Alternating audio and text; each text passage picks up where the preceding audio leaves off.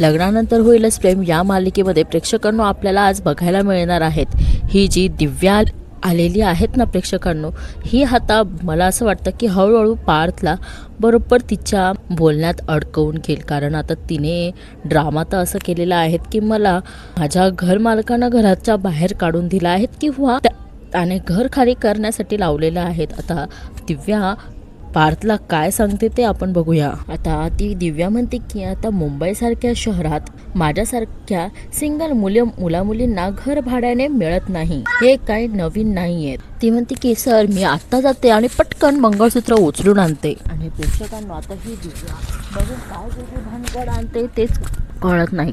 ती डायरेक्ट पार्थला म्हणते की जर कोणी मला नाव विचारलं ना तर मला नाव सांगावं लागेल. दिव्या पार्थ देशमुख. प्रेक्षकांनो ही डायरेक्ट दिव्या पार्थ देशमुख कसं काय नाव सांगते. प्रेक्षकांनो आपल्याला तर माहितीच आहे की हा विजयने मांडलेला हा सगळा डाव आहे आणि ही त्याचीच कोणीतरी आहे किंवा त्यांच्यातलीच कोणीतरी आहेत. आणि प्रेक्षकांनो हे ऐकून पार्थ मात्र आता शॉकमध्ये गेलेला आहे. इकडे आता तो जीवानंदिनी रूममध्ये आलेले असतात.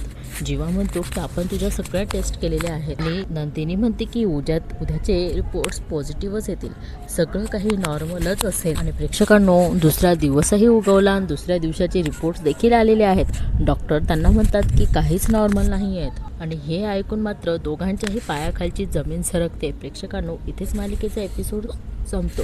तुम्हाला मालिका कशी वाटली नक्की कमेंट करून सांगा आणि चॅनलला सबस्क्राईब करायला विसरू नका. धन्यवाद.